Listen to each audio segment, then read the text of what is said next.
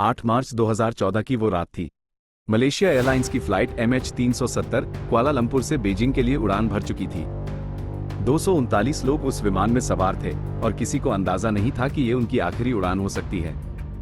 रात के 12:41 पर बोइंग 777-200 ER ने रनवे छोड़ा और 38 मिनट बाद जब विमान वियतनाम के एयरस्पेस में एंटर कर रहा था, MH370 अचानक रडार से गायब हो गया।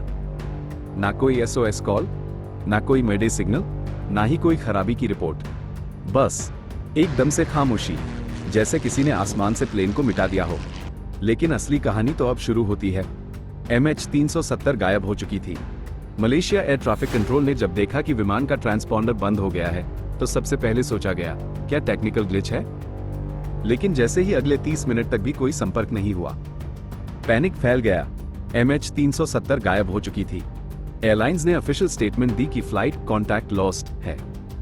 फैमिलीज को लगा शायद सिग्नल इश्यू होगा, लेकिन अगले कुछ घंटों में जैसे जैसे वक्त बीतता गया, सबसे बड़ा सवाल उठने लगा, एक पूरी फ्लाइट आसमान से गायब कैसे हो सकती है? दुनिया के सबसे सुरक्षित विमान बोइंग 777 को ऐसी कोई टेक्निकल खराबी बिना सिग्नल के नहीं हो सकती थी। इन्वेस्टिगेटर्स को शक होने लगा, क्या ये कोई एक्सीडेंट था या कुछ और? क्या कोई टेररिस्ट हाईजैक? क्या पायलट ने खुद प्लेन को गायब किया? या फिर कुछ ऐसा हुआ जिसे आज तक कोई समझ नहीं पाया? और इस मिस्ट्री का सबसे डरावना हिस्सा अब तक सिर्फ शुरू हुआ है। पहला बड़ा सुराग, मिलिट्री रडार। MH370 का डिसअपीयरेंस अब एक इमरजेंसी बन चुका था।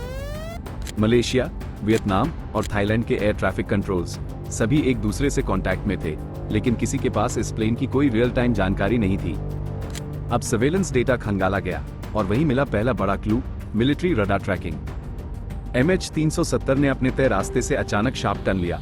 वो वेस्ट की ओर घूम गया, यानी उल्टी दिशा में। इस मूवमेंट ने इन्वेस्टिगेटर्स को चौंका दिया।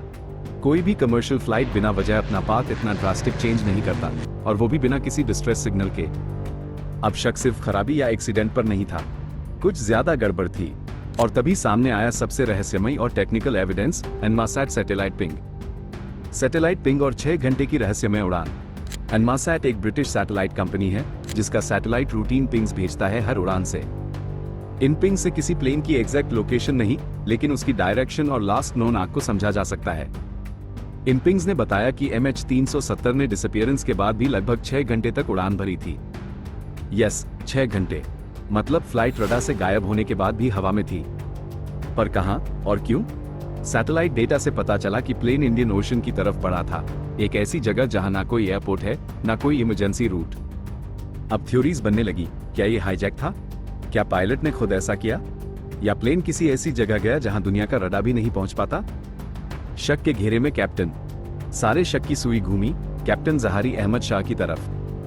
17,000 फ्लाइट आवर्स का वेटरन पायलट, रिस्पेक्टेड, काम, बट इन्वेस्टिगेटर्स को कुछ चीजें अजीब लगी। जैसे कि उसने फ्लाइट सिम्युलेटर पर कुछ टाइम पहले ऐसी ही फ्लाइट पाथ सिम्युलेट किया था। वो प्राइवेट था, बहुत कम बोलता था, और फ्लाइट से कुछ दिन पहले थोड़ा मेंटली डिस्टर्ब लग रहा था। कुछ लोगों का मानना है, क्या ये एक सुसाइडल फ्लाइट थी? क्या कैप्टन ने सभी को बेहोश कर प्लेन को दूर ले जाकर क्रैश कर दिया? लेकिन कई एविएशन एक्सपर्ट्स ने यह थ्योरी रिजेक्ट भी किया, क्योंकि ऐसा कोई क्लियर एविडेंस नहीं था, और जहारी के दोस्त और कोलीग्स ने उसे हमेशा एक रिस्पॉन्सिबल और प्रोफेशनल इंसान बताया।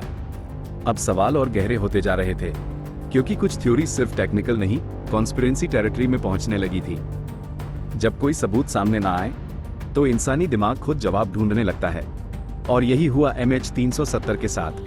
6 घंटे तक आसमान में उड़ने के बाद 239 जाने अचानक गायब हो जाना, ये सिर्फ एक हादसा था या कुछ और? कुछ एविएशन एक्सपर्ट्स और इंडिपेंडेंट जर्नलिस्ट का मानना है कि शायद MH370 को गलती से किसी मिलिट्री फोर्स ने शूट डाउन कर दिया हो, क्योंकि उसका ट्रांसपॉन्डर बंद था और वो रडार पर सस्पिशियस दिख रहा था। और अगर ये फ्लाइट किसी सेंसिटिव एयरस्पेस में घुस गया हो, जैसे कि India, naval base Diego Garcia या ऑस्ट्रेलियन वाटर्स, तो शायद किसी ने उसे थ्रेट समझकर मार गिराया। लेकिन अगर ऐसा हुआ, तो बॉडीज और रैकेज कहां हैं? कोई सैटेलाइट इमेज क्यों नहीं मिला? डिएगो गार्सिया और कॉन्स्पिरेसी थियरी। ये थ्योरी थोड़ी सिनेमैटिक लगती है, लेकिन कई लोग मानते हैं कि MH370 को हाईजैक करके डिएगो गार्सिया ले जाया गया। डिएगो गार्सिया इंडियन ओशन के बीचों बीच एक heavily guarded US military base है, जहां कोई सिविलियन एक्सेस नहीं है। थ्योरिस्ट्स कहते हैं कि शायद फ्लाइट में कोई ऐसा पर्सन था जिसे US वांटेड फॉर इंट्रोगेशन। या फिर कुछ ऐसा कार्गो जो खतरनाक था। लेकिन फिर वही सवाल, ऐसा क्यों छुपाया जाता? क्या गवर्नमेंट्स कुछ छुपा रही हैं? यूएफओ और फेक फुटेज। कुछ फ्रिंज थ्योरीज में यह भी कहा गया कि MH370 को यूएफओ ने एब्डक्ट कर लिया। अगर ये रिडिकुलस लग रहा है तो जान लो, एक viral thermal satellite footage online आई थी जिसमें 3 यूएफओ टाइप ऑब्स MH370 को सराउंड करते दिखे और फिर फ्लाइट एकदम वैनिश हो जाती है। ये फुटेज फेक थी या रियल, कोई आज तक कंफर्म नहीं कर पाया। लेकिन ये बात पक्की है, MH370 का डिसअपीयरेंस इतना रहस्यमयी था कि लोगों ने रियलिटी से बाहर भी सोचना शुरू कर दिया। जैसे जैसे इन्वेस्टिगेशन आगे बढ़ी, मलेशिया की गवर्नमेंट पर भी शक बढ़ा, क्योंकि शुरू के कई घंटे ऑफिशियल्स ने डिले किया, रॉन्ग फ्लाइट पाथ डिटेल्स दिए गए और क्रूशियल रडार डेटा मीडिया से छुपाया गया। कुछ बिलीव करते हैं कि ये सब एक प्लान कवर अप था, शायद प्रेशर में, शायद किसी इंटरनेशनल पॉलिटिकल रीजन से।